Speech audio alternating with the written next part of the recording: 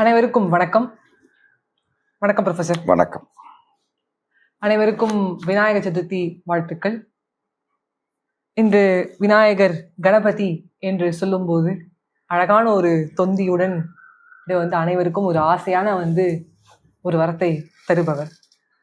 தொந்தி கணபதி வா வா வா, வந்தே ஒரு வரம் தா தா தா, கந்தனின் அண்ணா வா வா வா, கனிவுடன் ஒரு வரம் தா தா தா, பானை வயிறுடன் வா வா வா, பணிந்தேன் ஒரு வரம் தா தா தா, ஆனை முகத்துடன் வா வா வா, அவசியம் ஒரு வரம் தா தா தா, எல்லாம் அறிந்த கணபதியே எவ்வரம் கேட்பேன் தெரியாதா, நல்லவள் என்னும் ஒரு பெயரை நான் பெற நீ வரம் தா தா தா. ஒரு தொந்தி கணபதியே எனக்கு நல்லவள். நல்லா இருக்கு. நல்லா பாடு. அப்படி ஒரு பாட்டை நான் பாடினதுக்கான காரணம் இந்த பாட்டை அடிக்கடி எங்க பாட்டி பாடிட்டு நல்லவாங்கிற ஒரு பேர் எடுத்தா மட்டும் போதும் அப்படின்னு சொல்லுவான். அப்படிப்பட்ட கணபதி கிட்ட என்னுடைய கிரியேஷன் பிரம்ம சக்கரத்தோட இருக்கிற பிரம்மா அவர்கள் என்ன பண்றாருன்னா மதிக்கவே இல்லை. அவருக்கு ஒரே ஒரு அகங்காரம், ஒரு ப்ரைடு, செம ப்ரைட், நான் தான் எல்லாம் அப்படின்னு சொல்லிட்டு இவரை மதிக்காம என்ன பண்றாருன்னா கிரியேட் பண்ண ஸ்டார்ட் பண்ணிடுறாரு. நிறைய இடத்துல பாக்குறார், இவர் கூப்பிட்டும் அப்படியே வேகமா போறது, இவரை மதிக்காம இருக்கு. உடனே என்ன பண்றாருன்னா பிரம்மா அவர்களே ஒரு நிமிஷம் அப்படின்னு சொல்லி கூப்பிட்டு ஓம் என்றால் என்ன அப்படின்னு உனக்கு தெரியுமா அப்படின்னு கேட்கிறாரு. உடனே அவர் தெரில. அவரே வேற ஏகப்பட்ட ப்ரெஷர், ஐயோ ரொம்ப ஆணவத்துல வேற ஆடிட்டோமே, ஓம் என்னன்னு கேட்டாரு இந்த விநாயகர், என்னன்னு யோசிச்சுட்டே இருக்காரு. யோசிச்சுட்டே இருக்கும்போது என்ன பண்றாருன்னா அவருடைய அந்த பிரம்ம சக்கரத்தை எடுத்துட்டு மட்டும் வேகமா வந்துடுது. வந்தோடனே என்ன ஆறுதுன்னு கேட்டேன்னா பிரம்மா அவர்கள் விநாயகரை அப்படியே அந்த கோவத்துலேருந்து தணிக்கணும், தன்னோட அகங்காரத்தை விடணுங்கிறதுனாலதான் இப்படி கன்னத்துல முதல்ல இப்படி போட்டுறாரு, காதை பிடிச்சிக்கிறார், நல்லா தோப்புக்கரணம் போறார். தோப்புக்கரணத்தை போய் இப்படி பண்ணிட்டு மன்னிச்சிருன்னு சொன்னோன்னே இந்த பிரம்மச்சக்கரத்தை கொடுத்துறாரு. நம்மள நிறைய பேர் விநாயகர்கிட்ட ஃபுல்லா ஒரு சில பேர் தான் உட்காந்து நல்லா போடுவோம், சில பேர் இப்படி பண்றது இப்படி பண்ணிக்கிறது அப்படியே போயிடுறோம். இதற்கு பின்னாடி இருக்கிற பேக் ஸ்டோரி என்னன்னா அந்த பிரம்மாவோட அந்த அகங்காரத்தை அழித்தார். எப்படி அழித்தார் அப்படின்னு பார்க்கும்போது காதுல 2 கையும் இப்படி பிடிச்சி நல்லா தோப்புக்கரணம் போடு அப்படின்னு சொல்லியிருக்கார் நம்மளுடைய கணபதி அவர்கள். இந்த கதை எனக்கு தெரிஞ்சிருச்சு ப்ரொஃபசர். ஆனா அவர் என்ன கேள்வி கேட்டார்னா பிரம்மாவை பார்த்து ஓம் என்றால் என்ன அப்படின்னு கேட்டிருக்காரு. நான் அதுக்கு பதில் தெரியல. நிறைய பேர் நிறைய வெர்ஷன் சொல்றாரு. இப்போ ஓம்னா என்ன, நம்மளுடைய ஆஃபீஸ்ல எப்போதும் ஓம்காரம் ஓடிட்டே இருக்கும், எப்பொழுதும் அது ஒரு பாசிட்டிவ் எனர்ஜி இருக்கும். என்னோட டீம்மேட்ஸ் எல்லாருமே எப்படின்னா யாராவது அது ஆன்ல இல்லைன்னா போய் ஆன் பண்ணிட்டு வந்துடும், அந்த ஓம்காரம் எப்போதும் ஒழிச்சுக்கிட்டே இருக்கணும்னு சொல்லிட்டு. ஆனால் அதுக்கு என்ன மீனிங் அப்படின்னு கேட்கணும் ப்ரொஃபசர். தான் என்னோட ஃபர்ஸ்ட் கொஸ்டின். ஓகே. ஸோ மேலாண்மை ரீதியாக பார்க்கும்போது, அதாவது மேனேஜ்மெண்ட் ரீதியாக பார்க்கும்போது இவர் எப்படி பிரம்மனோட அகங்காரமோ இல்லை அது பிரம்மனோட ஒரு ஸ்டேட், அதை எப்படி இவர் முறியடிக்கிறார் அப்படின்னா கேள்வி கேட்கிறார்.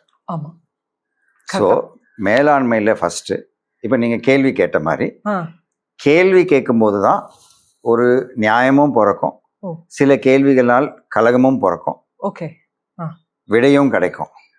அதே நேரத்தில் அந்த கேள்வி ஏன் என்ற கேள்வி ஒய், அது மேலாண்மையில் ஒரு பிரைமார்டியல் கொஸ்டின், ஒரு ஆணிவேரான ஒரு கேள்வி.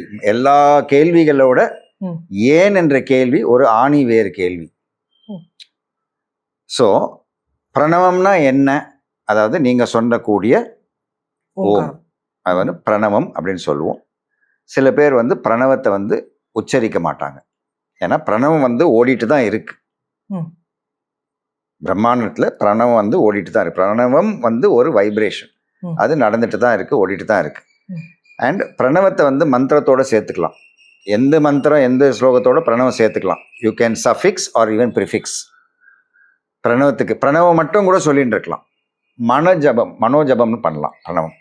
பட் பிரணவம் சொல்ல மாட்டோம், பிரணவத்தோட பொருளை சொல்ல மாட்டாங்க. அது நம்ம என்ன சொல்லுவோம் சில நேரத்தில் மேனேஜ்மெண்ட் சீக்ரெட் அப்படின்னு சொல்லுவோம்.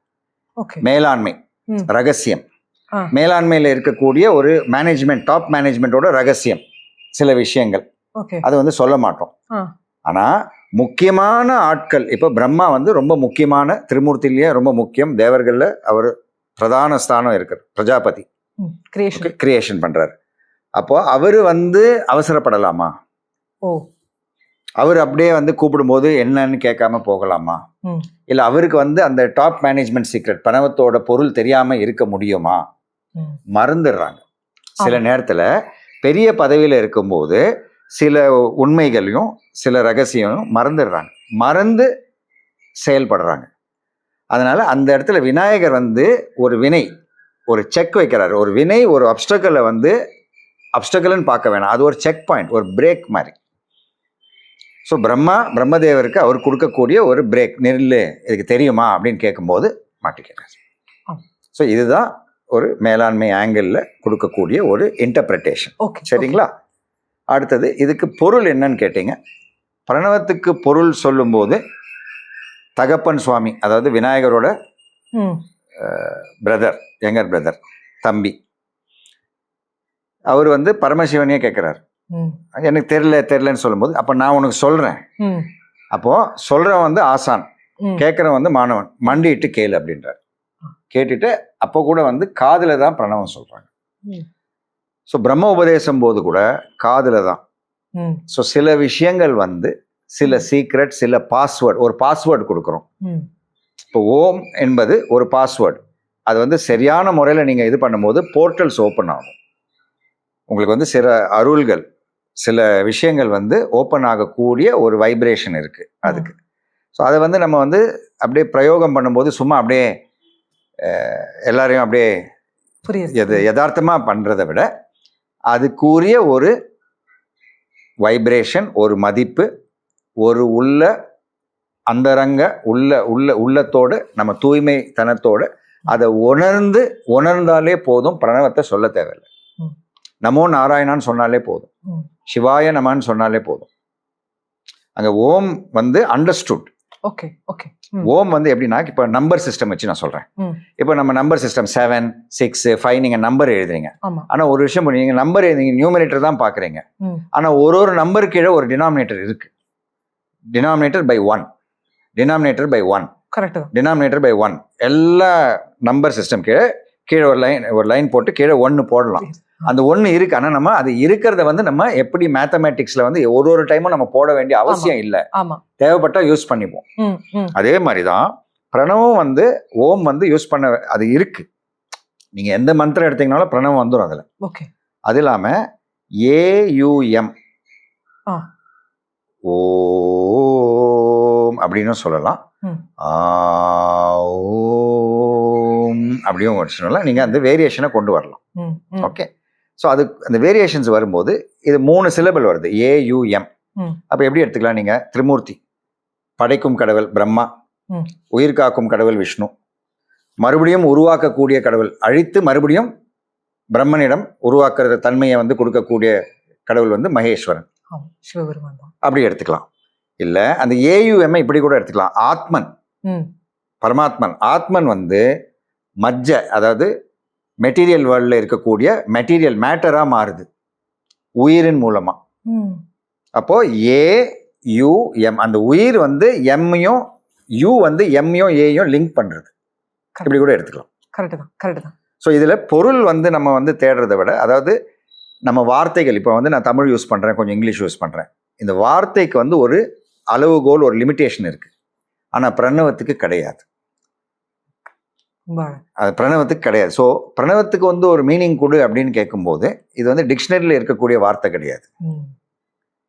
ஸோ பிரணவம் அப்படின்னு வரும்போது காஸ்மிக் கிரியேஷன் மொத்தமே வந்து ஆக்கி உருவாக்கி காத்து மறுபடியும் உருவாக்கக்கூடிய அந்த வைப்ரேஷன் சப்தம். அதாவது பிரணவமே வந்து, அதாவது இறை பகவான் பிரணவமா இருக்கார். இந்த பகவானே வந்து பிரணவமா அங்க இருக்கிறார், சவுண்ட் எனர்ஜியா இருக்கிறார். அந்த சவுண்ட் எனர்ஜில இருந்தால் லைட் ஒலி வருது. ஒலி சவுண்ட், லைட் ஒலி லா வந்து மாறும். அப்போ சவுண்ட்ல இருந்து லைட் வரும்போது அது பகவானா இருக்கார். ஸோ பகவானை வந்து எப்படி ஒரே ஒரு வார்த்தையில கட்டி போட்டுற முடியுமா? அந்த வார்த்தை கட்டி போட முடியும். அந்த வார்த்தையில அன்பு இருந்தா கட்டி போட முடியும். ஓகே. ஸோ பிரணவத்தோட இதுதான், அதாவது ஓம் ஸோ ஓம் சிவாய நம, ஓம் நமோ நாராயணா, ஓம் சரவணபவா, ஓம் விநாயகாய நமோ நம அப்படி கூட சொல்லிக்கலாம். கரெக்ட் தான், கரெக்ட். Thank you professor. இப்போ ஓம் ஏயுஎம். ஏயுஎம். சில பேர் ஓம் அந்த காலத்துல வந்து ஒரு கிட்டத்தட்ட எனக்கு பழைய புத்தகங்கள்லாம் எடுத்து பார்த்தாக்கா ஏயும் இருக்காது, ஓஎம் தான் போட்டிருப்பாங்க. ஆனா அது ஓம் அப்படின்னு பிரிக்கும் போது நம்ம ஆங்கிலேய வார்த்தை வந்து கொண்டு வரும்போது ஏயுஎம் அப்படின்னு வரும். அதே மாதிரி விநாயகர் வந்து ஓமா இருக்கிறார். இப்ப அவரோட உருவம் எடுத்து பாத்தீங்கன்னா இங்க வந்து ஒரு ஓம் அப்படி வரையலாம். இப்படி போட்டு அந்த ஓ போட்டு ஓம் போட்டு அவர் தொப்பை, அந்த தொப்பையில பார்க்கும்போது அங்க வந்து அந்த தொப்பையில போட்டு அங்க இந்த பக்கம் ஈ போட்டு இம்மு போடும்போது அங்க இவரும் வந்துடுறார், சர்ப்பம். அவர் வந்து அந்த மா அப்படி வந்து இம்மு வருவாங்க, ஒரு புள்ளி வருதுங்க. ஸோ அவரோட உருவமே, விநாயகரோட உருவமே பார்த்தா ஓம்கார சொரூபமாய் இருக்கிறார் அவர். அதுதான் ஓமோட மீனிங். Thank you professor. ரொம்ப ரொம்ப அழகாக சொன்னீங்க ப்ரொஃபஸர். இப்போ வந்து அடுத்த ஒரு கொஷின், எனக்கு ரொம்ப ஒரு ஃபேவரட்டான கொஷின் வந்து சொல்லலாம். நாரதர் வந்து பழத்தை எடுத்துட்டு வந்து சிவபெருமான் பார்வதி நோக்கி போகும்போது முதல் வார்த்தையே வந்து சிவபெருமான் சொன்னானா, பா உனக்கு வேற எங்கேயுமே இடம் கிடைக்கலையா, இன்னைக்கு இங்க வந்துட்டியா கலகத்தை பண்றதுக்கு அப்படின்னு சொன்னாராம். சொன்னோடனே வந்து ஐயோ கலகம்னு என்ன சொல்றேன், இந்த பழம் என்ன பழம் தெரியுமா, ஞானப்பழம் அப்படின்னு எடுத்துட்டு வந்து கொடுக்குறாரு கையில. உடனே வந்து சிவபெருமான் வந்து அந்த பழத்தை வந்து பார்த்துட்டு, ஞானப்பழத்தை நான் சாப்பிட்றதா கரெக்டா இருக்காது, அம்மை அப்பன் தான் கொடுக்குறாரு சொல்றாங்களே தவிர அப்பன் அம்மைன்னு ஒண்ணு சொல்றது கிடையாது, நான் வந்து இதை யார்கிட்ட கொடுக்கலான்னு நான் யோசிச்சேன்னா உங்ககிட்ட கொடுத்தாதான் கரெக்டா இருக்கும் அப்படின்னு சொல்லிட்டு வந்து பார்வதி தேவி கிட்ட வந்து அப்படியே சிவபெருமான் வந்து கொடுத்துட்றாங்க. கொடுத்தோடனே பார்வதி தேவி வந்து யோசிக்கிறாங்க, நான் என்ன வளரும் பிள்ளைகள் 20 இருக்காங்க இந்தா அப்படின்னு சொல்லி நீட்டத்துக்குள்ளே அங்கே ஃபர்ஸ்ட் இவர் தான் வர்றாராம் ஓடி. ஏன்னா அவருக்கு அந்த பழம்னோடனே அவருக்கு வந்து ரொம்ப பிடிச்சிருக்கு. வேகமா ஓடி போய் அம்மா எனக்கு தான் வேணும்னோடனே பின்னாடியே வந்து முருகர் வந்து வர்றாரு. வந்து அவர் வந்து இல்லை எனக்கும் தான் வேணும், எனக்கு தாமா அப்படின்னு 2 பேரும் வந்து சண்டை போடுறாங்க. பழத்தை பிரிக்கலாம் அப்படின்னு பார்த்தா இல்ல, ஒரு பழத்தை முழுசா சாப்பிட்டாதான் ஞானப்பழம் பிரிக்க கூடாது நாரதர் சொல்றாரு. இன்னும் பிரச்சனை அவர் தான் வந்து சினிமா டயலாக் இது அப்படியே அப்படியே அப்படியே நல்லா தத்ரூபமா சொல்றேங்க. எனக்கு அந்த படமே எதிர்க்க ப்ரொஃபசர் அது இல்ல ப்ரொஃபசர், நாங்க கதையா சொன்னதான் சினிமா படமா வந்து எடுத்திருக்காங்க. சரி, சோ அம்மை அப்பன் என்று கூறி வந்து சொன்னதுனால வந்து சிவபெருமான் வந்து பார்வதி தேவி கிட்ட கொடுக்குறாங்க. பார்வதி தேவி வந்து நான் சாப்பிட்டா நல்லா இருக்காது, பசங்களுக்கு கொடுக்கணுங்கிறாங்க. 2 பேரும் வந்து அடிச்சுக்கிறாங்க. அப்போ அது வந்து என்ன பண்றாருன்னா வந்து சிவபெருமான் வந்து சொல்றாரு, உலகத்தை யார் வந்து சுத்தி வராங்களோ அவங்க வந்து பெற்றுக்கலாம் அப்படின்னு சொல்லும்போது முருகர் வந்து ஒரு செகண்ட் இப்போ போயிட்டேன்னு சொல்லிட்டு அவர் உடனே ஏறி போறாரு. ரொம்ப ஸ்மார்ட்டஸ்ட் விநாயகர், எனக்கு அந்த ஸ்மார்ட்டா இருக்கிற விநாயகர் தான் ரொம்ப ரொம்ப பிடிக்கும். அவர் என்ன பண்றாருன்னா ஒரே ஒரு கேள்விதான் கேட்கிறாரு நாரதர், அம்மை அப்பன் என்றால் என்ன அப்படிங்கிறாரு.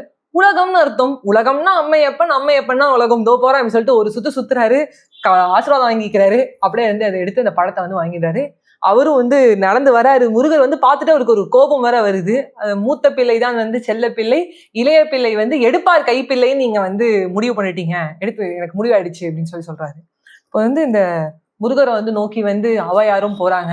அதுலதான் வந்து இந்த பாட்டும் வந்திருக்கு. சின்ன சின்ன பாலன் சிவபாலன் வண்ணமயில் ஏறும் வடிவேலன் குன்று தோறும் அவன் குடியிருப்பான், குறவர் குழுவிலும் குடியிருப்பான், குன்ற கொடி வேலனே குரத்தி மணாலனே குறைகளை தீர்த்திட வந்திடுவாய். அப்படியே அவரை வந்து அம்மா அப்பாவை பிரிஞ்சு போனதால தன்னந்தனிமையில் நின்று விட்டாய், தந்தை தாயையும் துறந்து விட்டாய், தன்னந்தனிமையில் நின்று விட்டாய், தந்தை தாயையும் துறந்து விட்டாய், தங்கத்தமிழ் வேந்தனே தாமரை பொற்பாதனே தயவுடன் வந்து அருள் புரிவாய், தங்கத்தமிழ் வேந்தனே தாமரை பொற்பாதனே தயவுடன் வந்து அருள் புரிவாய். நல்லா அவர் அனுப்பி விட்டுட்டு பின்னாடியே அவர் போறாரு. இந்த ஃபர்ஸ்ட் பார்ன் சைல்டுக்கே இப்படி இருக்கும், எனக்குமே இருக்கும். நல்லா வந்து வெறுப்பேற்றி விட்டுட்டு இந்த பழம் வந்து பழத்தை நான்றான் வேண்டேன்னு சொல்லிட்டு அவர் கிளம்பி போகும்போது சரி இந்தா நீயே வச்சுக்கோ அப்படின்னு சொல்றாரு. இது என்ன ஒரு தவறு? உங்க தம்பிக்கு பண்ணிருக்கேன், நிறைய வாட்டி பண்ணிருக்கேன். நான் வந்து அந்த வேலை பண்ணிருக்கேன். ஆமா, இப்போ வந்து எனக்கு என்ன கேள்வினா ப்ரொஃபசர், இவர் இவ்வளோ ஸ்மார்ட்டா இருக்காரு, அப்போ வந்து 2வதா பிறந்த அந்த முருகர் வந்து ஸ்மார்ட் கிடையாது, அவர் வந்து ஹார்ட் ஒர்க்கிங். ஏன்னா அவர் மயிலாம் எடுத்துட்டு அவர் போறாரு. நாங்க என்ன பண்ணிட்டோம்னா அந்த ஒரு சுத்து, அது கூட அவர் ஃபுல்லா சுத்தல. படத்துல காட்டும் போதும் சரி, நிறைய இடத்த சொல்லும் போதும் சரி, அவர் இப்படி டக்குன்னு போயிருக்காரு, உடனே வந்துட்டாரு. இந்த உடனே சேர்த்துட்டு இந்த படத்துக்கு மேலதான் அந்த கண் இருக்கு. ஸோ காரிய சித்தி அப்படின்னு கூட அவருக்கு ஒரு பேர் இருக்கு. காரிய சித்தி விநாயகர்ரா, காரியத்தை வந்து அந்த கரெக்டா வந்து அவர் வேலை செஞ்சு முடிச்சிருவாரு. அழகா அந்த பழத்தை வாங்கினது பத்தியா அப்படின்னு சொல்லிட்டு. ஸோ வந்து இதை வந்து நீயா நானா அப்படி சொல்லிட்டு ஒரு நல்ல ஒரு ஷோல வந்து பேசும்போதும் கூட அந்த மூத்த பசங்கள்கிட்ட இருக்கிற அந்த ஸ்மார்ட்னஸ், குடும்ப பொறுப்பு, அந்த தாய் தந்தை படுற வேதனை எல்லாம் இளைய மகன்கள் இல்ல பிள்ளைகளுக்கு வந்து தெரியல அப்படின்னு சொல்றாங்க. இதை நீங்க மேனேஜ்மெண்ட் ரீதியா எப்படி பாக்குறீங்க? அப்ப இவர் ஸ்மார்ட்னா அவர் ஸ்மார்ட்டே கிடையாது. அப்ப முருகர் எப்பவுமே ஹார்ட் ஒர்க்கா? அது மட்டும் இல்லாம சொல்லும் போது என்ன சொல்றாங்கன்னா, முருகர் மாதிரி ஹார்ட் ஒர்க் பண்ணாதரா, விநாயகர் மாதிரி ஸ்மார்ட் ஒர்க் பண்ணு அப்படின்னு சொல்லி விநாயகருக்கு வந்து ஸ்மார்ட் விநாயகர்னு வந்து இப்போ ஃபேன்ஸ் வந்து ஜென்சி கிட்ஸ் வந்துட்டு இருக்காங்க. நீங்க சொன்ன அந்த அந்த ஷோ எனக்கு தெரியல எனக்கு. பட் நீங்க சொல்ற I am able to understand. கேள்வி என்னன்னாக்கா, அதாவது ரெஸ்பான்சிபிலிட்டி வந்து மூத்த பிள்ளைக்கு அதிகம், ஆமா பொறுப்பு அதிகம், ஆமா சாமர்த்தியம் அதிகம். ம் இளைய பிள்ளைகள் வந்து அவ்வளோ சாமர்த்தியம் இல்லை, பொறுப்பும் இல்லை, கொடுத்தாலும் எடுத்துக்க மாட்டேன்றாங்க ம் அப்படின்ற ஒரு நரேட்டிவ் அது வருது. ஒரு ஸ்டோரி ஒன்று ஃபார்ம் ஆகும். ஆமா ஆமா ஓ, இவ்வளோ தூரம் ஃபார்ம் ஆயிருக்கு. ஃபார்மா இருக்கு. ஷோலையும் வந்து இது பண்றாங்க ஸ்மார்ட் ஃபர்ஸ்ட் பசங்க அப்படி ஸோ சொல்றாங்க. ஃபர்ஸ்ட் திங் மேலாண்மையில் நாங்கள் என்ன சொல்லுவோம்னா, இளைய பிள்ளை வந்து அவ்வளோ சரிப்பட்டு வரல அப்படின்ற, ஸ்மார்ட்டாக இல்லை அப்படின்றது தான். ஸோ மேலாண்மை ரீதியாக நாங்கள் என்ன சொல்லுவோம், அதாவது ஆர்டர் ஆஃப் அக்கரன்ஸ், அதாவது முதல் பிள்ளை யார், ரெண்டாவது யார், மூணாவது யார். ஆனால் தாய் தந்தை மேலாண்மை வந்து பார்க்கும்போது as the top management we are like father and mother. ஒரு நிர்வாகத்தை நடத்தும் போது அப்போ எல்லா டிபார்ட்மெண்ட்டும் ஈக்குவல் தான். அதாவது இம்பார்ட்டன்ஸ் வந்து கொடுக்கறது, அதாவது இந்த இடத்துல வந்து செல்லம் கொடுத்துட்டாங்க அப்படின்வாங்க, இல்லை ஒரு ப்ரையாரிட்டி கொடுத்துட்டோம் அப்படின்றது கிடையாது. மேலாண்மையில் வந்து அந்த மேலாண்மை நோக்கத்தில் பார்க்கும்போது எல்லாரும் சமம் தான். ஆனால் யார் முதல்ல பிறந்தாங்க, யார் மூணாவதாக பிறந்தாங்க அது சொல்ல முடியும். மூணாவதாக பிறந்ததுனால மதிப்பு வந்து கம்மி கிடையாது. சரி, இது வந்து மேலாண்மை மட்டும் கிடையாது, சட்ட ரீதியாக கூட. இப்போ சட்ட ரீதியாக எடுத்தால் கூட ரைட்ஸ், ஈக்குவல் ரைட்ஸ்ன்னு சொல்கிறோம். முதல் பிள்ளைக்கு வந்து அதிக ரைட்ஸு, ரெண்டாவது பிள்ளைக்கு கம்மின்னு கிடையாது. ஆனால் ஒரு விஷயம் இருக்குது, ரெஸ்பான்சிபிலிட்டி, அதாவது பொறுப்பு. ரெண்டாவது பிள்ளையாக வந்தாலும் மூணாவது பிள்ளையாக வந்தாலும் பொறுப்பு ஒன்று தான். அப்போ தாய் தந்தையை பார்த்துக்கணுன்னா அந்த பொறுப்பு ஒன்று தான். நான் வந்து கடைசி பிள்ளை, அதனால வந்து எனக்கு ரெஸ்பான்சிபிலிட்டி இல்லை, வீட்டை பார்த்துக்கணும், இல்லை மளிகை வாங்கி போடணுன்ற எனக்கு அந்த பொறுப்பு இல்லைன்னு சொல்ல முடியாது. சட்ட ரீதியாகவும் சொல்ல முடியாது, மேலாண்மை ரீதியாகவும் கிடையாது. எல்லா டிபார்ட்மெண்ட்டும், எல்லா நபரும், எல்லா ஊழியரும் வந்து எல்லாருக்கும் வந்து ஈக்குவல் பொறுப்பு இருக்கு. அதாவது ஒரு லாஸ்ட்டாக ஒரு தொழிலாளி இருப்பான், ஒரு ஸ்பேனர், அவன் வந்து ஒரு ஸ்பேனர் தயாரிக்கிறான் ஒரு கம்பெனியில். பட் அந்த ஸ்பேனர் தான் அந்த கம்பெனியோட ஒரு ப்ராடக்டாக வந்து வெளிநாட்டுக்கு ஏற்றுமதி ஆகுது. புரியுதுங்களா? ஸோ அந்த quality importance is there. So மேலாண்மை ரீதியாக இது வந்து ஒரு நீங்கள் சொல்லக்கூடிய சினிமாவில் வரக்கூடிய திருவிளையாடல் படத்தில் வரக்கூடிய அந்த டயலாக், முருகர் கோச்சிட்டு போய்டுறாரு, அதனால பழனி மலை வருது, ஔவையார் வராங்க, இதெல்லாம் வந்து சுவாரஸ்யமாக இருக்குது. ஒரு கதை அப்படின்னு பார்க்கும்போது அதில் சுவாரஸ்யம் தெரியுது. ஆனால் மேலாண்மை ரீதியாக பார்க்கும்போது ஒரு கதை, ஏன் அந்த கதை கொடுக்குறாங்களோ அந்த கதையிலேருந்து நம்ம என்ன எடுத்துக்கணும், எதை எடுத்துக்கணும். கலகம் பிறந்தால் தான் நியாயம் பிறக்கும். அதனால தான் நீங்கள் சொன்ன மாதிரி நாரதர் அங்கே வந்து அவர் வந்தாலே கலகம்தான். அது ஒரு கமிட்டி மாதிரி, இந்த கமிட்டி போடுறாங்க, ஒரு என்கொயரி போட்டாலே கலகம்தான். ஆனால் எண்டில் வந்து ஒரு நியாயம் பிறக்கும். அப்படி தான் பார்க்கணும். ஸோ அந்த இடத்துல அன்னைக்கு கைலாசத்தில் இந்த பழனால, ஞான பழனால ஒரு கலகம் ஆயிடுது. ஸோ இதில் யார் ஸ்மார்ட் அப்படின்னு பார்த்தா, இவர் விநாயகர் வந்து லாஜிக்கலாக அப்ரோச் பண்ணார், உலகத்தை சுற்றி வரணும். அப்போ அது வந்து அவர் என்ன பண்ணார், ஆப்டிமைசேஷன் சொல்லுவோம். அதாவது குறைஞ்ச நேரத்தில் குறைஞ்ச செலவில் நிறைய லாபம் எடுக்கணும். ஓகே, ஆப்டிமைசேஷன், மினி மேக்ஸ்ன்னு சொல்லுவோம். அந்த இது வந்து அவரோட தன்மையில் இருக்கு.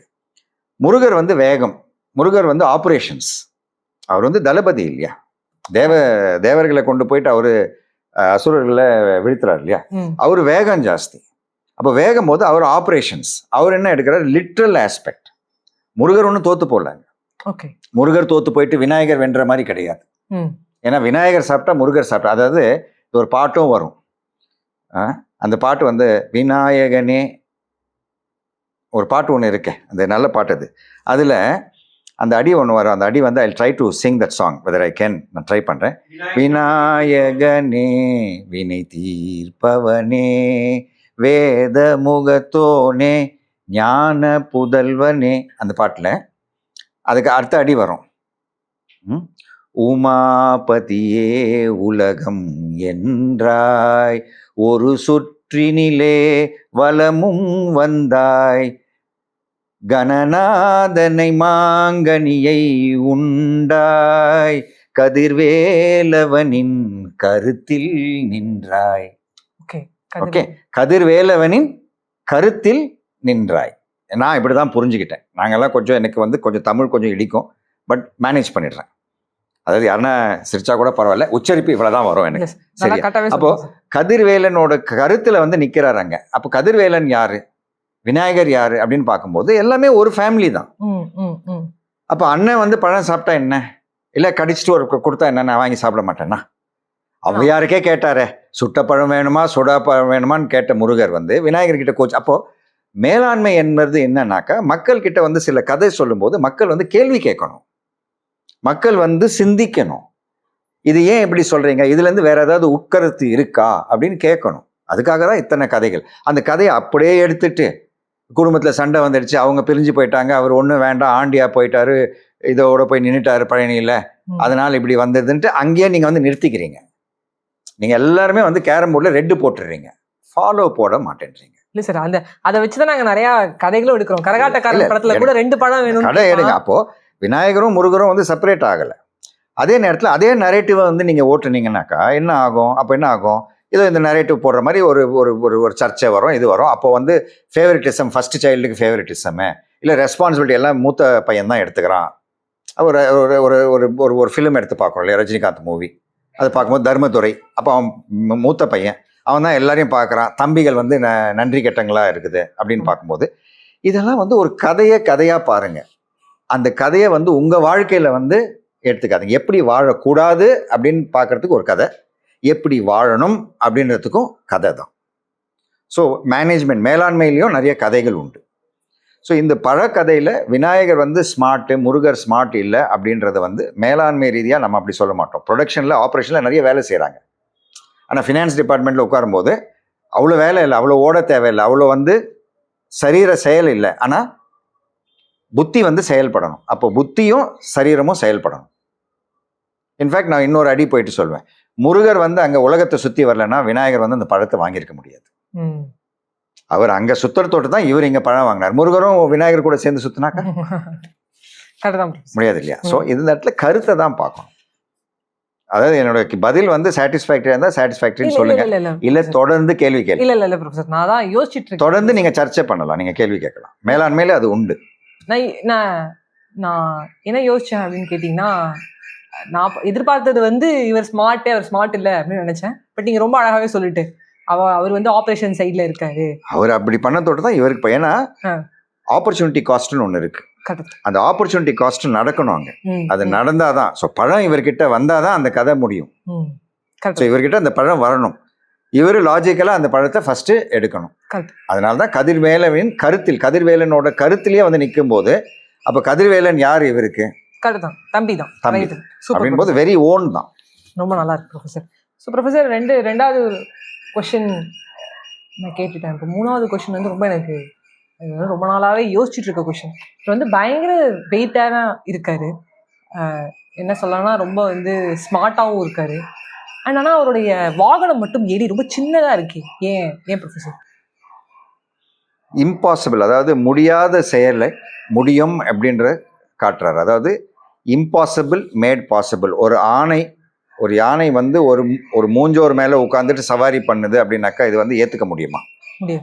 அப்போ இம்பாசிபிள் அப்படின்னு நீங்க இங்கிலீஷ்ல எழுதிங்கன்னா IMPOSSIBLE அப்படின்னு போடும்போது அந்த ஐக்கு பக்கத்துல ஒரு சின்ன அந்த ஐ என்பது அந்த அகம், அந்த அகத்தை கொஞ்சம் நகர்த்திக்கங்க.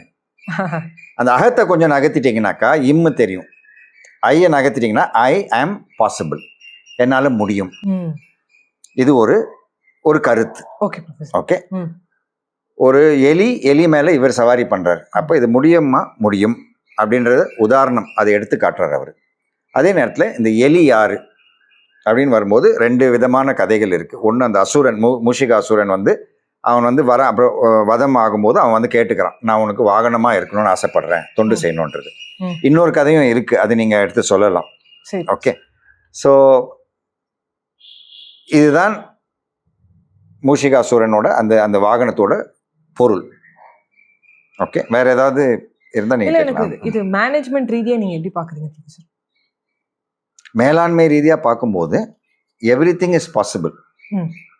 அதாவது ஒரு ஒரு சின்ன விஷயத்து மேல ஒரு பெரிய வேல்யூவும் உட்கார வைக்க முடியும். ம்.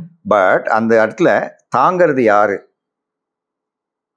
எலிதான் தாங்குறதா இவரை? ம். இல்ல இவரோட அருள்னால எலி வந்து இவரை வந்து ஏத்திக்கிட்டு போக முடியுதுதான்? இந்த கேள்வி வருது. கரெக்டா சொல்லுங்க. இந்த கேள்வி வருது. அப்போ எதனால, அதாவது எலி வந்து அந்த அளவுக்கு அவரோட வாகனம் வந்து அந்த அளவுக்கு பலம் பெற்றிருக்கா, இவரை தாங்கக்கூடிய அளவுக்கு இருக்கா, இல்ல தொண்டு செய்யறதுக்கு அது வந்து இருக்கு அப்படின்னும் போது இதுல இருந்து மேலாண்மை ரீதியா என்ன பார்க்கணும்னாக்கா, சிறு தொழில் இல்ல ரொம்ப ஒரு சிறுமியான ஒரு வேலை செய்யறவங்க கூட ரொம்ப இம்பார்ட்டன்ட். ம். அந்த நிர்வாகம், அந்த என்டையர் நிர்வாகம், அந்த மேனேஜ்மெண்ட் வந்து முன்னோக்கி போகணும்னாக்கா எல்லாரும் இம்பார்ட்டன்ட். ஒரு தோட்ட வேலை செய்யக்கூடிய ஒரு கடைசியில் இருக்கக்கூடிய ஒரு ஆப்ரேட்டர் கூட இம்பார்ட்டன்ட் அங்க. அதனால தான் சில விஷயம் தெரிஞ்ச பெரியவங்க என்ன பண்ணுவாங்க, ஒரு விழா நடக்கிறது, இந்த பஞ்ச தீபம் ஏற்றும் போது அவங்க சேர்மன் ஏற்றுவாங்க, இவங்க ஏற்றுவாங்க. விஷயம் தெரிஞ்ச ஒரு தலைவர் என்ன பண்ணுவாங்கனாக்கா, கடைசியில் இருக்கக்கூடிய யாருன்னா ஒருத்தர் இருப்பாங்க, அவங்க வந்து ஹைஜீன் ஒர்க்கர், அவங்க வந்து அங்கே கிளீனிங் பண்ணிட்டு இருப்பாங்க, அவங்கள கூப்பிட்டு ஒரு திரியை நீங்க ஏத்துங்கன்னு. அப்போ எலி வந்து நம்ம வந்து எலியை வந்து துச்சமா நினைக்க கூடாது. அதுவும் வந்து ஒரு மேமல் தான். அதே மாதிரி ஒரு நிர்வாகத்துல எவ்வளவு பெரிய பவர்ஃபுல்லாக இருந்தாலும் அவர் உருவம் எடுத்து பார்க்கும்போது அவர் ஓம்கார சொரூபமா அவர் பார்க்கும்போது அவ்வளோ காத்திரமா இருக்கிறார், அவ்வளோ பவர்ஃபுல்லா இருக்கிறார். பட் அவர் எப்படி டிராவல் பண்றாருன்னு பார்த்தாங்க, ஒரு எலி மேல டிராவல் பண்றாரு. அப்படின்னும் போது அந்த இடத்துல வந்து நீங்க வந்து ஒரு ஆங்கிள் பார்க்கும்போது the large management aspect comes down to something very simple. ரொம்ப சிம்பிளான ரொம்ப எளிமையான இருக்கக்கூடிய ஒரு விஷயம். ஓகே. அதே நேரத்தில் இதை வந்து ரிலேட் பண்ணணும் அப்படின்னாக்கா, ஷேர் ட்ரேடிங்ல எலி அப்படின்ற ஒரு கதையும் இருக்கு. அது மேபி இன்னொரு நாளைக்கு சொல்றேன். இல்ல எலி, அதாவது எலி வாங்கி எலி விற்கிறது வந்து, ஸோ எலி வாங்கி எலி விற்கும் போது என்ன ஆகும், யார் வந்து கெலிக்கிறாங்க, யார் தோக்குறாங்க, யாருக்கு பணம் சேருது, யாருக்கு சேரல அப்படின்னும் போது இந்த எலியை வந்து வியாபாரம் செய்யக்கூடிய பெரிய நிர்வாகிகள் அவங்களுக்கு தான் லாபமே தவிர, கடைசியில யார் எலி வாங்குறாங்க எலி விற்கிறாங்க அவங்களுக்கு வந்து நஷ்டம் தான் ஆகும். அப்போ மேலாண்மையில நஷ்டமும் உண்டு, லாபமும் உண்டு. ஆனா ஒரு இடத்துல ஒஸ்தியா போனா இன்னொரு இடத்துல மட்டமா போகும். அது வந்து எலி வந்து ரொம்ப எளிதாக காட்டக்கூடிய எலி கதை. அது ஒண்ணு நம்ம லிங்க் அப்புறமா கொடுப்போம், யாருன்னா பாக்குறதா பாருங்க. கண்டிப்பா கமெண்ட்ஸ்ல போடுங்க, நம்ம வீல் ஷேர் கண்டிப்பா பாப்பாங்க ப்ரொஃபசர். அப்போது வந்து இந்த எலி அப்படிங்கறது வந்து ஒரு வாகனமா இருக்கிறது வந்து நீங்க வந்து ஒரு மேனேஜ்மெண்ட் ரீதியா வந்து சொல்லிட்டு, மூஷிகன் அவருடைய கதையும் வந்து சொல்லிட்டு, ஆனா வந்து இதுக்கு இன்னொரு கதையும் இருக்கிறது. அந்த கதைப்படி பார்த்தேன்னா வந்து இந்திரன் அந்த சபையில வந்து வாமதேவர் அப்படிங்கிற ஒரு முனிவர் வந்து ஏத்து பேசுறாரு, ஒரு இசை ஞானி. அந்த கிரௌட்சா அப்படிங்கிறவர் வந்து சபிச்சிடுறாரு, இனிமே நீ வந்து ஒரு எலியா போ அப்படின்னு சொல்லிட்டு. இப்ப எலியா போனதுக்கு அப்புறம் அந்த எலி என்ன பண்றதுன்னா கோபம் அந்த கிரௌச்சாக்கு. அப்ப என்ன பண்றாருன்னா எல்லா முனிவர்களுடைய தவத்தையும் வந்து கிடைக்கிறார், எல்லா சேட்டையும் செய்யுது அந்த எலி. அப்ப வந்து விநாயகர் தான் போய் என்ன பண்றாருன்னு கேட்டேன்னா, அந்த எலியை வந்து அடக்கி ஆளி, வேற ஈகோ வச்சுட்டு சுத்தாத, பயங்கர உனக்கு ஈகோ, பயங்கர திமிரு உனக்கு, அதனாலதான் முனிவரையே வந்து எதிர்த்து பேசினேன். அப்படி அந்த ஈகோவை அடக்கி இந்த விஸ்டம் ஆகிய நம்மளுடைய விநாயகர் வந்து அடக்கி ஆள்றார். அதனாலையும் அவருக்கு ஒரு வாகனமா இருக்கு அப்படின்னு சொல்லி கதைகள் வந்து கூறப்படுகிறது. Thank you professor. ப்ரொஃபசர், விநாயகரை வந்து ஏன் வந்து சனீஸ்வரன் வந்து அவர்கள் வந்து பிடிக்கல ப்ரொஃபசர்? பிடிக்கல, அதாவது கேட்ச் பண்ணல. ஆனா அவருக்கு பிடிக்குமா அவரே? Okay right. இல்ல, விநாயகரை பிடிக்காத தேவர்கள் யாருமே கிடையாது, மனிதர்களும் இருக்க முடியாது. அதனால அந்த பிடிக்கும். ஆமா பிடிக்கும்.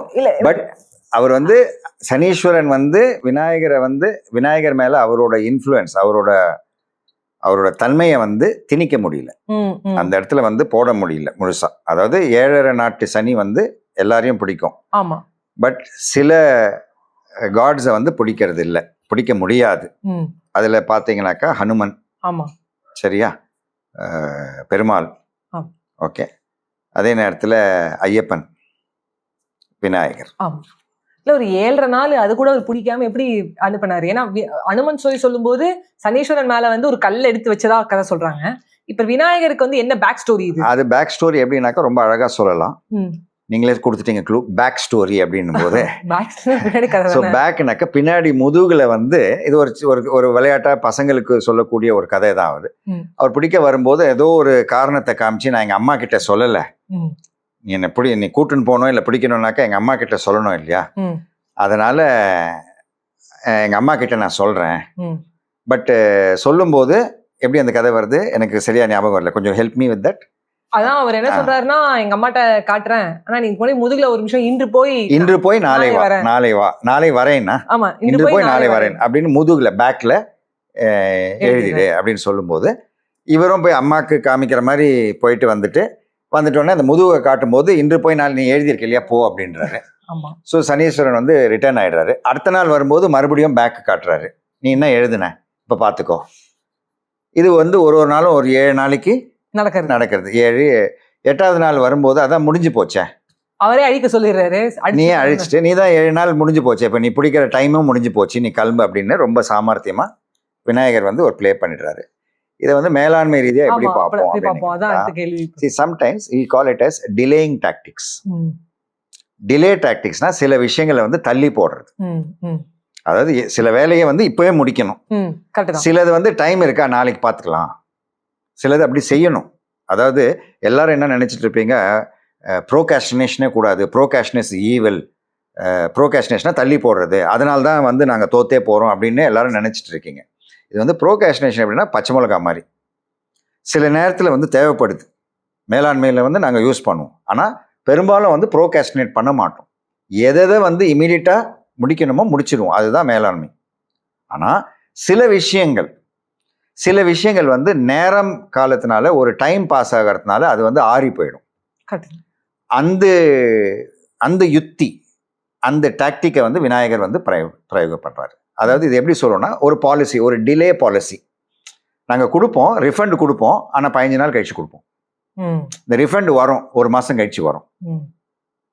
எப்படி நீங்கள் ஃபைல் பண்ணிடுங்க, நீங்கள் ஃபைல் பண்ணி போட்டுடுங்க, அது வரும் அப்படின்னும் போது அந்த டிலேயிங் டாக்டிக்ஸில் வந்து தேவையில்லாத வட்டியோ தேவையில்லாத இன்ட்ரெஸ்ட்டோ கொடுக்க வேண்டியதில்லை.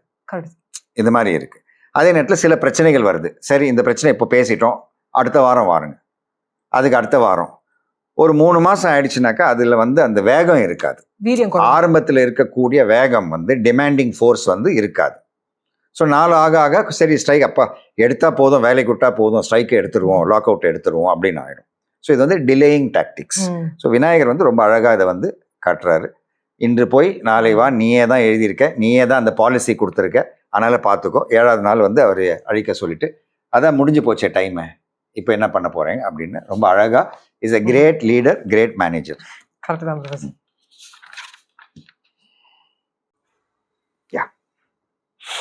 சார் விநாயகர் அண்ட் வந்து சந்திரன், அந்த காம்பினேஷன்ல வந்து என்ன சார் பிரச்சனை இருக்கு? இது பிரச்சனை அப்படின்னு சொல்றதான் தெரியல. நிறைய பேர் என்ன சொல்றாங்கன்னா, விநாயகருக்கு வந்து சந்திரன் சிரிச்சது வந்து பிடிக்கல, அப்படி இப்படின்னு நிறைய ஸ்டோரிஸ் வந்து சொல்றான். இந்த கதையை சொல்லி மேலாண்மை ரீதியா உங்களோட கருத்து என்னன்னு சொன்னீங்கன்னா. கதையும் சொல்லணுமா? அதாவது 2 ஸ்டோரி இருக்கு. ஓகே. அதாவது ஒரு ஸ்டோரி வந்து பார்த்தாக்கா, அதாவது இவர் வந்து குபேர பட்டணமோ குபேரோட ஒரு கொடுக்குற விருந்து வந்து சாப்பிட்டுட்டு ரிட்டர்ன் ஆகி வரும்போது அந்த மோதகமோ ஏதோ ஒன்று தவறி கீழே விழவும், சந்திரன் வந்து அது நடக்கக்கூடிய அந்த விஷயத்தை பார்த்து அவருக்கு ரொம்ப அது கேலியா இருந்து சிரிச்சிட்டாரு விநாயகரை பார்த்து. விநாயகருக்கு அது பிடிக்கல, கேலியா சிரிச்சவும் சந்திரனை வந்து அவர் வந்து ஒரு கர்ஸ் கொடுத்துட்றாரு. அதோட விமோச்சனமாக தான் அதாவது வளர்பிறை தேய்பிறை அப்படின்னு வரக்கூடிய 2 அம்சங்கள் சந்திரனுக்கு. மற்றபடி எனக்கு மன்னிப்பு கொடு அப்படின்னு கேட்கும்போது, சரி வளர்பிறை தேய்பியாக இருப்ப அப்படின்னு சொல்லிட்டு, இது வந்து ஒரு கிராமத்துலேயும் மீதி இடத்துலையும் சொல்லக்கூடிய சில கதைகள். அதே மாதிரி அவருக்கு ஒரு தண்டனை கொடுக்கணும் அப்படின்னு சொல்கிறதுக்காக அவரோட எத்தனை வாட்டி உடைப்பாருன்னு தெரில விநாயகர். பட் இதுலேயும் வந்து மறுபடியும் வந்து அவரோட தந்தத்தை வந்து உடைச்சி சந்திரன் மேலே பிரயோகம் பண்ணுறதுனால சந்திரனோட முகம் வந்து அடி வாங்கியிருக்கு. சில பேர் வந்து பாட்டி வடை சொல்கிற மாதிரி இருக்கும், முயல் முகம் அப்படின்லாம் சொல்லுவோம். இப்படியும் இருக்குது சிலதெல்லாம். ஸோ அதனால் வந்து சந்திரனை வந்து பார்க்கக்கூடாது, விநாயகர் சதுர்த்தி அன்னைக்கு சந்திரனை பூஜிக்கக்கூடாது அப்படின்லாம் சொல்லுவாங்க. மேலாண்மை ரீதியாக பார்க்கும்போது இது ஒரு கதை, ஒரு கதை நடக்கிறது அப்படின்னு சொல்லும்போது நாங்கள் வந்து என்ன பண்ணுவோம், எசன்ஸை தான் பார்ப்போம். அது ஒரு சம்பவம் நடக்கிறது, ஒரு இன்சிடென்ட் நடக்கிறதுனா, ஒரு கேஸ் நடக்கிறதுனா அதோட எசன்ஸ், அதோட தாத்பரியம் என்ன, அதோட பேக்ரவுண்ட் என்ன அப்படின்னு பார்க்கும்போது இந்த கதை வந்து பசங்க கேட்கும்போது ஒரு பாட்டியோ தாத்தாவோ சொல்லக்கூடிய கதைகள் வந்து பெட் டைம் ஸ்டோரிஸ் அப்படின்னு சொல்லுவோம். ரொம்ப அழகாக இருக்கும். அப்புறம் சந்திரனுக்கு எப்படி விமோச்சனம், அவரே வந்து சொல்யூஷனும் கொடுக்குறாரு. அதாவது வளர்பிறை தேய்பிறையா நீங்கள் அப்படி கிடப்பாங்க அப்படின்னு சொல்லும்போது, ஸோ இதில் வந்து நம்ம வந்து எப்படி எசன்ஸ் எடுத்துக்கிறோம் மேலாண்மை ரீதியாக பார்க்கும்போது, சந்திரன் யாரு? லூனார் காட், அவரும் ஒரு கடவுள் தான். அப்போ வந்து கேள்வி வருது இல்லையா, அப்போ அவருக்கு தெரியாதா விநாயகர் யாருன்ட்டு? விநாயகர் வந்து விழுந்துட்டாரு, இல்லை அவர் கையில் இருக்கிற மோதகம் வந்து கீழே விழுந்துச்சுன்னா நீ என்ன பண்ணணும்? நீ ஒன்று எடுத்து கொடுக்கணும், ஹெல்ப் பண்ணணும். நீ சிரிப்பியா? இதே மாதிரி சிரிச்சு தானே பிரச்சனையே வருது மகாபாரதத்தில் கூட. துரியோதனன் வந்து தவறா வந்து ஒரு இடத்துல காலை வைக்கவும் அதை பார்த்து பாஞ்சாலி வந்து சிரிக்கிறான், சொல்றான். ஸோ இந்த சிரிப்பு அப்படின்னு கேட்கும்போது நிறைய இடத்துல வந்து இந்த வில்லன்கள் ஆகட்டும், ஹீரோவுக்கு ஆகட்டும், அந்த சிரிப்பு வந்து கேட்க முடியாது. சிரிப்பு வருது, சிரிக்க சிரிப்பு வருது. அதான் சிரிப்பு வந்து அதாவது டபுள் எட்ஜ்டு ஸ்வோர்ட். அது நல்லதாகவும் இருக்கலாம், தமாஷாகவும் இருக்கலாம். சில பேர் அந்த சிரிப்பு வந்து பிடிக்காது. சில பேருக்கு நீ ஏன் வந்து சிரிக்கிற, இந்த முகம் ஒரு ஸ்மைல் வந்தாலே சில பேருக்கு வந்து ஓ என்ன நக்குலா அப்படின்வாங்க. ஸோ அதே தான் வந்து சந்திரனுக்கு தெரியலையா, அப்போ விநாயகருக்கு தெரியலையா? ஃபர்ஸ்ட் ஆஃப் ஆல் விநாயகர் எப்படி விழுவார்? விநாயகர் கையில் இருக்கிற மோதகம் கீழே விழுதா? அசம்பவமாச்சே. விநாயகர் வந்து பிடிச்சாருன்னா அது விழுமா கீழே? இல்லை விநாயகர் வயிற்றுக்குள்ளே ஒன்று போய் உட்காந்துச்சுன்னா அது வெளியில் வருமா? இல்லை விநாயகர் வந்து ஓட்டிட்டு வரக்கூடிய அந்த மூஞ்சோர் வந்து ஒரு பாம்பை, ஒரு சர்ப்பத்தை பார்த்து பயந்து அது வந்து ஆட்டி விட்டுட்டு விநாயகர் கீழே விழுந்துட்டாரா? ஸோ இந்த கதைகள் வந்து இது வந்து கதை அப்படின்னு வரும்போது இந்த கதையை வந்து அழகாக ரசித்து எடுத்துக்கங்க. இந்த கதையில் வந்து குறை பார்க்கக்கூடாது. ஆனால் இந்த கதை மூலமாக என்ன சொல்ல வராங்க அதுதான் எசன்ஸ், அதுதான் இந்த மேனேஜ்மெண்ட் எசன்ஸ் அப்படின்னு பார்க்கணும். அப்போ ஒரு மூஞ்சோர் மேலே வரும்போது அந்த பேலன்ஸ் போகிறது, அதாவது ஆணைக்கும் அடி சரக்கும். அப்போது எவ்வளோ பெரிய ஒரு நிர்வாகம், எவ்வளோ பெரிய ஒரு ஆர்கனைசேஷன், அது ஒரு ஐபிஎம்மாக இருக்கட்டும், இல்லை ஒரு AT&T நான் ஒர்க் பண்ண கம்பெனியாக இருக்கட்டும், ஒரு பெரிய நிர்வாகமாக இருந்தால் கூட ஆணைக்கும் அடி சரக்கும். அந்த பெரிய நிர்வாகத்திலையும் ஒரு தவறு நடக்கலாம். அந்த தவறு வந்து உள்ளே இருக்கக்கூடிய நபர்னால நடக்கலாம், இல்லை வெளியிலேருந்து வரக்கூடிய ஒரு வெண்டரோ ஒரு சப்ளையரோ, சந்திரன் மாதிரி ஒரு இன்ஃப்ளூயன்சர்னால கூட ஒரு தவறு நடக்கலாம். ஆனால் அந்த தவறு நடக்காம அதை உடனே, அந்த தவறு நடந்தாலும் அந்த தவறை வந்து எவ்வளோ சீக்கிரமாக சரி பண்ணி நார்மல்சிக்கு கொண்டு வரணும், அப்படிதான் பார்க்கணும். இதுதான் அதில் மாரல். ஒரு கதை கேட்கும்போது அந்த கதையிலேருந்து மாரல் லெசன் என்ன, அதாவது ஒரு பிரச்சனை ஆயிடுச்சுன்னா அந்த பிரச்சனை இன்னும் பெருசுப்படுத்தக்கூடாது, பிரச்சனை ஆகக்கூடாது. ஆனால் பிரச்சனை ஆயிடுச்சுன்னா அதை வந்து இன்னும் விரிவுபடுத்தாதீங்க, அதை வந்து கண்டெயின் பண்ணிக்கோங்க. Don't make it a crisis. அது வந்து இன்னும் பூதாகரமாக ஊதி ஒரு பெரிய கிரைசிஸ் ஆகக்கூடாது. அந்த ஒரு பிரச்சனையிலையும் ஒரு நன்மை நடக்கும். இப்போ இந்த கதை மூலமாக என்ன நன்மை நடக்கிறதுனா, அதாவது வளர்பிறை தேய்பிறை வந்து நிலவுக்கு கிடையாது, ஆனால் பூலோகத்தில் நம்ம பார்க்கும்போது தெரியறது நமக்கு. ஆனால் நிலவுக்கு ஒரு தன்மை கொடுக்கறது இல்லையா, நிலவுக்கு ஒரு குளுமை கொடுக்கறது, நிலவுக்கு ஒரு அழகு. பிறை, அந்த பிறை வரும்போது ஒரு பிறை பார்க்கும்போது அந்த பிறை எவ்வளோ அழகாக இருக்கு, வானத்தில் எவ்வளோ அழகாக இருக்கு அந்த பிறை. அப்போ இந்த சம்பவம் நடக்கலை, விநாயகர் வந்து அந்த ஒரு சாபம் கொடுக்கல அப்படின்ற அந்த கதை இல்லைன்னா இந்த பிறை இருக்காது, முழுசாக அப்படி இருக்கும், இல்லை முழு அமாவாசை, இல்லை முழு நிலவாக இருக்கும். அதே நேரத்தில் அந்த முயல் முகம், ரேபிட் ஃபேஸ் அப்படின்னு சொல்லுவோம். இந்த மேட்ரிக்ஸ் படத்தில் கூட ஃபாலோ த ஒயிட் ரேபிட். அப்போது இந்த 28 நாள் சைக்கிள், இந்த லூனார் சைக்கிளை பார்க்கும்போது ஒரு மண்டலத்தில் வந்து ஒரு 2 சைக்கிள் வருது. அந்த சைக்கிளில் வந்து சில சாதனைகள் பண்ணுறதுக்கு எப்போ ஆரம்பிக்கணும், எப்போ பண்ணணும், சில பூஜைகள் வந்து வளர்பிறையில் பண்ணணும், சிலது வந்து அமாவாசைக்கு உகந்த நாள். திருவண்ணாமலையில் வந்து பௌர்ணமி வந்து உகந்த நாள் மாதிரி அங்காள பரமேஸ்வரியம்மன் கோயிலில் அமாவாசை வந்து ரொம்ப ஃபேமஸ். திருவண்ணாமலையில் பௌர்ணமி எவ்வளோ ஃபேமஸோ அமாவாசை அங்காள பரமேஸ்வரியம்மன் கோயிலில் ஈக்குவலி ஃபேமஸ். அந்தளவுக்கு க்ரௌடு வருவாங்க. ஸோ இதெல்லாம் சில விஷயங்கள் இருக்குது. ஸோ இந்த கதை மூலமாக சில விஷயங்கள் தெரிய வருது. இப்போ இது பார்த்துட்டோம், மேலாண்மை ரீதியாக சொன்னோம். அப்போது ஒரு சின்ன பிரச்சனையை அதை சின்னதாக முடிச்சிடணும். இது நடக்க போகிறது இல்லை, பட் நடந்து அப்படின்னு காட்டுறோம். அப்போ புரியுது இல்லைங்களா நான் சொல்லுது? அப்போ ஒரு பெரிய நிர்வாகம் இருந்தாலும் அது நடக்கும் அப்படின்றதுக்கு ஒரு உதாரணம், ஒரு எடுத்துக்காட்டாக யார் நிற்கிறாங்க? விநாயக பெருமாளே வந்து அங்கே அதை வந்து காட்டுறாரு. எனக்கும் நானும் வந்து தவிர்த்து விழ முடியும், எனக்கும் எப்படி நடக்கும், என்னை பார்த்தும் வந்து ஒருத்தன் சிரிக்க முடியும் அப்படின்றத வந்து யதார்த்தத்தின் உண்மையை வந்து அவர் வந்து காட்டுறார். புரியுது. ஆனா விநாயகருக்கு வந்து நடக்குமா? அசம்பவம், நடக்கவே நடக்காது. ம். பட் அவர் பண்ணக்கூடிய லீலை, ம். விநாயகரா பண்ணக்கூடிய ஒரு லீலை. எப்படி கிருஷ்ணர் வந்து பெரம்புல ஒரு பகவான் வந்து பெரம்புல அடி வாங்குவாரா? இதுல அடி வாங்குறாருன்னா உரல்ல கட்டி அடி வாங்கி அவரும் வந்து ஹி கோஸ் த்ரூ தட். அது மாதிரி தான் விநாயகரோட பர்மிஷன் இல்லாம ஒரு மோதகம் கூட விழ முடியாது, எதுவும் நடக்க முடியாது. எல்லா வினையும் தேவர்களுக்கும் தானவர்களுக்கும் மனிதர்களுக்கும் வந்து அகற்றக்கூடிய விநாயகர் அவர் வந்து எப்படி ஆகுமா? ஆகாது. பட் அவர் காட்டுறாரு. இது ஒரு பக்கம் இருக்கட்டும். லாஸ்ட் பாயிண்ட் வந்து பார்த்தீங்கன்னாக்கா, யோக ரீதியாக பார்க்கும்போது சந்திரன் வந்து யார்? ஜாதகம் இதெல்லாம் பார்க்கும்போது சந்திரனை வந்து என்ன சொல்லுவாங்க, நம்ம இவர் அஸ்ட்ரோஷாம் கூட சொல்லியிருக்கிறார். சந்திரன் வந்து மனோகாரகன், மனத்தை வந்து ஆள்பவன். அப்போ மனம் என்பது என்ன? மனம் என்பது ஒரு குரங்கு. மனத்தில் வந்து கோபம் வரும், ஆசை வரும், ஒரு அழுகை வரும், எல்லாமே அந்த மனம் வரும். அப்போ விநாயகர் சதுர்த்தி அன்னைக்கு விநாயகர் வந்து யார்? வினைகளை வந்து அகற்றவன், பெரிய கடவுள், முதல் கடவுள் அப்படின்னு இருக்கும்போது அந்த உரிய நாளில் வந்து சந்திரனை பார்க்காதீங்க அப்படின்றாங்க. ஏன்னாக்கா நீ சந்திரனை பார்த்தனா சந்திரனை பார்க்கும்போது ஒரு இமோஷன், ஒரு மனத்துக்குரிய ஏதாவது ஒரு சம்பவமோ இல்லை ஒரு பழைய நினைவுகள், ஏதாவது ஒரு நினைவுகள் வந்து அந்த சந்திரனை பார்க்கும்போது வந்துருமோ, வந்து அந்த இடத்துல அந்த பூஜை அந்த இது வந்து பங்கமாயிடுமோ அப்படின்னு சொல்றதுக்காக சந்திரனை பார்க்காதீங்கன்றாங்க. அந்த இமோஷன் கண்ட்ரோல்.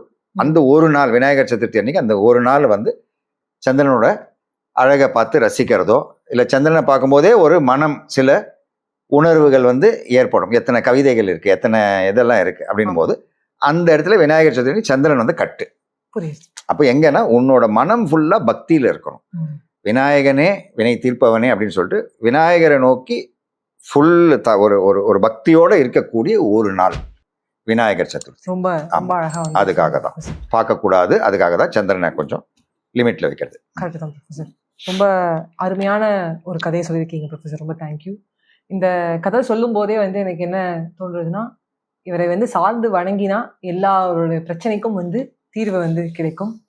பிரபோ கணபதே பரிபூரண வாழ்வருள்வாயே, பிரபோ கணபதே பரிபூரண வாழ்வருள்வாயே, பிரபோ கணபதே கணபதே கணபதே.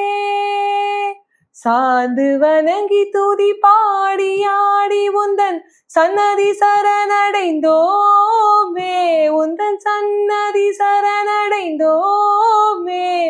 சாந்த சித்த சௌபாக்கியங்கள் யாவையும், சாந்த சித்த சௌபாக்கியங்கள் யாவையும் தந்தருள் சத்குரு நீயே, தந்தருள் சத்குரு நீயே.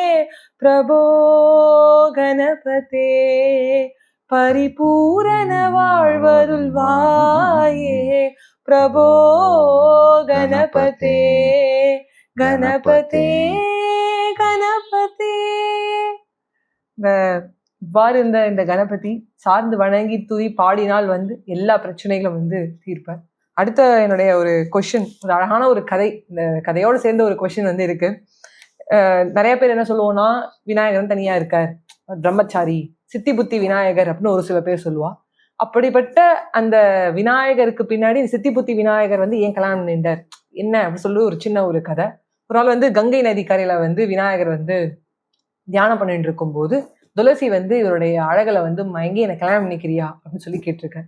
அதற்கு வந்து விநாயகர் சொல்லியிருக்காரு, நான் ஒரு பிரம்மச்சாரி, அதுவும் நான் தவம் பண்ணிட்டு இருந்தேன், நான் ரொம்ப வந்து தியானத்துல இருக்கும்போது என்ன தியானத்தை நீ கலைச்சிட்டு கல்யாணம் பண்ணிக்கோங்க, நியாயமா இருக்கா அப்படின்னு சொல்றேன். சொன்னோடனே துளசிக்கு வந்து கோபம் வந்துருது. கோபத்துல என்ன சொல்லிடுறா அப்படின்னு கேட்டீங்கன்னா, நீ வந்து கல்யாணம் பண்ணிப்ப, சித்தி புத்தி விநாயகர், அதாவது ஒன்று கல்யாணத்துக்கு இல்லாம 2 கல்யாணம் அப்படிப்பட்ட கல்யாணம் பண்ணிக்க வேண்டிய சூழ்நிலை வந்து தள்ளப்படுறாரு. ஒன்றும் இல்லை, கல்யாணம் பண்ணிக்க முடியாதுன்னு இருக்காரு. அதுக்கு வந்து துளசி அவர்கள் என்ன சொல்றாங்க, இல்ல நீ கண்டிப்பா கல்யாணம் பண்ணிப்ப, பிரம்மச்சாரி நான் சொல்றேன் அது உடைய போடும் அப்படின்னு சொல்லிடுறான். சொன்னோடனே தான் வந்து விநாயகர் என்ன பண்றாருன்னு கேட்டீங்கன்னா, துளசி வந்து சொல்ற, நீயும் வந்து ஒருத்தரை கல்யாணம் பண்ணிப்ப, அவன் ஒரு அசுரனா இருப்பான், அந்த அசுரன் வந்து துளசி ஜலந்தர் அப்படின்னு சொல்றான். அந்த அசுரனை நீ கல்யாணம் பண்ணிட்டு அவன் வதக்கப்பட்ட பிறகு வந்து நீ பூலோகத்துல வந்து துளசியா இருப்ப அப்படிங்கிற ஒரு கதை வந்து சொல்லப்படுறது. இந்த கதையில வந்து பாத்தீங்கன்னா துளசிக்கு ஃபர்ஸ்ட் கோபம் வந்துருது, அவசரப்படுறான், அதனால அவரை வந்து சபிக்கிறான். தென் வந்து விநாயகர் வந்து யோசிச்சு என்ன பண்றாருன்னா, அவரு யோசிச்சு பாக்குறாரு, இல்ல சரியா வராதுன்னு சொல்லி சபிச்சிடறான். துளசியை நிறையா வந்து விநாயகருக்கு வந்து படைக்கிறது இல்லைன்னு சொல்லப்படுறது. அருகம்புல்ல வந்து படைக்கிறாங்க. ஏன் துளசியை வந்து படைக்கிறது கிடையாது, அருகம்புல்ல வந்து படைக்கிறான்? அதற்கான காரணம் என்ன ப்ரொஃபசர்? விநாயகருக்கு வந்து துளசி மேல வந்து ஒரு கோபம், சபிச்சிடுறா சரி, ஏன் வந்து கொடுக்கறது கிடையாது அப்படிங்கிறது தான் என்னுடைய கேள்வி. அதாவது இந்த துளசியோட இந்த அந்த என்னதான் அந்த அசுரன் யாரு, ஜலந்தர். ஆமா, துளசி ஜலந்தர். ஆமா, ஜல் அந்தர் அப்படின்னு சொல்லும்போது ஜல் நீர், அந்தர் நீருக்குள்ள இருக்கும் துளசி அப்படின்ற ஒரு அசுரிக் குவாலிட்டியை வந்து திருமணம் செய்தபடியாக ஆகிறது. ரைட்டு. ரொம்ப இது வந்து ஐ மஸ்ட் கன்ஃபஸ், இது வந்து இந்த கதை வந்து எனக்கு புதுசு. Okay okay. ஸோ மற்ற கதைகள் சித்தி புத்தி அதெல்லாம் தெரியும். விநாயகர் வந்து ஒரு பிரம்மச்சாரி அப்படின்னு சொல்கிறோம். ஆனால் பிரம்மச்சாரின்னு சொல்லிட்டு எப்படி 2 மனைவிகள், சித்தி புத்தி. சித்தி அப்படின்னு எடுக்கும்போது 8 அஷ்டமா சித்திகள். புத்தி அப்படின்னு வரும்போது ரித்தியாக நிற்கிது. புத்தி வந்து நம்ம தமிழ்நாட்டில் வந்து தமிழ் சைடில் வந்து புத்தின்னு சொல்லுவோம். நார்த் பக்கம் போனீங்கன்னாக்கா ரித்தின்னு வாங்க. இந்த ரித்தி எப்படின்னாக்கா ஐஸ்வர்யங்கள், சம்பிரதாயங்கள், சில ப்ராப்பர்ட்டிஸ், வெல்த்து, அக்யூமுலேஷன்ஸ் இதெல்லாம் வந்து ரித்தியாக நிற்கும். வீடு, நீர் எல்லாமே கிடைக்கிற மாதிரி அது ரித்தியாக நிற்கிறது. அதாவது மேட்டர் மேலே இருக்கக்கூடிய அத்தாரிட்டி. சித்தின்னு வரும்போது அனிமா, கரிமா, மஹிமா, லஹிமா அப்படின்னு வரும். லைட்னஸ்ஸு, ஹெவினஸ்ஸு, மைன்யூட்டு. அதே மாதிரி இஷித்வா, வஷித்வா, பிராப்தி. அதே மாதிரி என்ன நினைக்கிறோமோ அது நடக்கும். அதெல்லாம் வந்து சித்திகள், அஷ்டமா சித்திகள். இஷித்வா வந்து நீ நினைச்சது நடக்கும். வஷித்வா வந்து யாரோனா வசியப்படுத்தலாம். ஸோ அஷ்டமா சித்திகள் வந்து இது வந்து லிஸ்டிங் இருக்கு. சரி, ரைட், இது ஒரு பக்கம் இருக்கட்டும். அப்போ சித்தி புத்தி அப்படின்னு சொல்லும்போது இந்த 8 சித்திகள் வந்து ஒரு மனைவியாகவும் 9 ரித்திகள் வந்து இன்னொரு மனைவியாகவும் இருக்கிறதா சொல்லக்கூடிய ஒரு கதை.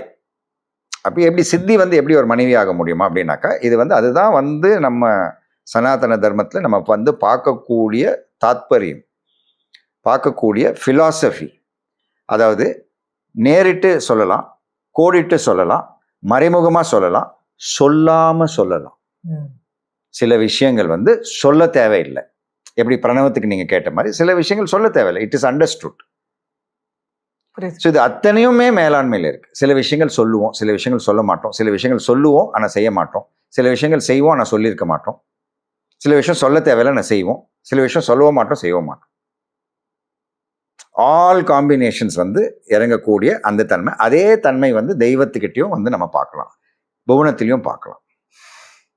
அப்போ சித்தி புத்தி யார் அப்படின்னாக்கா, விநாயகர் வந்து பிரம்மச்சாரி. ஆனால் 2 மனைவி அப்படின்னும் போது மனைவி 2ஆக இருந்தாலும் பிரம்மச்சாரி தான். பிரம்மச்சரியம்னா என்ன அப்படின்னு பார்த்தீங்கன்னாக்கா, it is not only the marital status. பிரம்மச்சரியம்னாக்கா 5 பஞ்சபூதங்களும் நட்சத்திரங்களும் மண்டங்களும் எல்லாமே வந்து அடங்கக்கூடிய ஒரு தன்மை, எல்லாத்துக்கிட்டையும் ஹார்மோனியஸாக இருக்கக்கூடிய ஒரு தன்மையை தான் பிரம்மம். பிரம்மம் என்பது ஒரு அட்டாமிக் லெவல். ஸோ அந்த பிரம்மத்துக்கே வந்து ஆச்சாரியாராக இருக்கிறது தான் பிரம்மச்சரியம். பிரம்மச்சரியத்தோட ஒரு பொருள், இன்னொரு பொருள், நிறைய பொருள் இருக்கு. ஆனால் பிரம் அப்படின்னு சொல்லும்போது atomic level, sub atomic level பிரம் அப்படின்னு சொல்லுவோம். அதுலேருந்து தான் வந்து உற்பத்தி ஆகுறது எல்லாமே. அப்போ அந்த பிரம்மமே வந்து அந்த பிரம்மத்துக்கு வந்து ஆச்சாரி, the master of Brahm is brahmachari. Okay. So அகிலாண்ட கோடி, அதாவது எந்த அளவே கிடையாது, 7 16 லோகங்கள் அப்படின்னு இருக்கும்போது எல்லாமே வந்து அடங்கிடுது. அப்போ ஒரு உண்மையாக இருக்கக்கூடிய ஒரு உண்மையான சராசரி ஒரு மனிதனாக பிறந்து 12 வருஷம் பிரம்மச்சாரியாராக இருக்கக்கூடிய ஒரு, அதாவது இப்போ இந்த இது நடந்தது இல்லையா, கும்பமேளா. அப்போ சொல்ல 12 வருஷம் நான் தவம் இருந்திருக்கேன், 12 வருஷம் நான் பிரம்மச்சரியத்தை கடைப்பிடிச்சேன். 12 வருஷம் பிடிக்கும் போதே வந்து 8 சித்திகள் 9 ரித்திகள் வந்து காலடியில் வரும். அப்போ அந்த இடத்துல பிரம்மச்சரியம் ஒரு சலனம் கூட கோவப்படக்கூடாது, ஒரு தவறான வார்த்தை வந்துடக்கூடாது. அதுதான் பிரம்மச்சரியம். பிரம்மச்சரியம்னா நாட் ஜஸ்ட் செலிபஸி. எல்லாரும் வந்து என்ன நினைச்சா செலிபஸி தான் பிரம்மச்சரியம்னு நினைச்சுட்டு இருக்காங்க. அப்படி கிடையாது. முழுமை அப்படின்னும் போது அவர் அதுக்கு அதிபதியாக இருக்கிறார். அப்பேற்பட்டவர் வந்து அது வந்து நம்ம வந்து ஒரு கதையாக சொல்லணும், மக்களுக்கு புரியணும், பசங்களுக்கு புரியணும், சில்ட்ரனுக்கு புரியணும் அப்படின் போது இது என்ன, இது 2 வைஃப்னாக்க இது இல்லீகல் ஆச்சே அப்படின்னு சொல்லிடுவாங்க. அப்போ லெஃப்ட் அண்ட் ரைட், அதாவது சித்திகள் புத்திகள் அங்கே இருக்குது. இது வந்து ஒரு கதை, ஒரு மைத்தலாஜிக்கல் கதையாக எடுத்துக்கோங்க. இப்போ துளசிக்கு வரேன். துளசி வைக்கக்கூடாது பண்ணக்கூடாது அப்படின்னு பார்த்தா தாழம்பூவை வந்து சிவனுக்கு கொடுக்க மாட்டாங்க. அதுக்கும் ஒரு கதை இருக்கு. அதே மாதிரி துளசி வந்து கேட்கறத விட விநாயகருக்கு ஏன் அருகம்புல் வைக்கிறோம்? அருகம்புல்லோட தன்மை என்ன? அந்த அருகம்புல் வந்து எல்லா புல்லை விட ரொம்ப சிரேஷ்டமானது வீட் கிராஸ். அதோட வகை தான் அருகம்புல். சில இடத்துல சில மிருகங்கள், அதாவது புலி, சிங்கம், ஏன் நம்ம நாய் பார்த்தீங்கன்னாக்கா அதுக்கு வயிறு கோளாறு ஏதாவது அரிஞ்சிக்கணும்னா அது அருகம்புல்லை தேடி போய் அருகம்புல் சாப்பிடும்.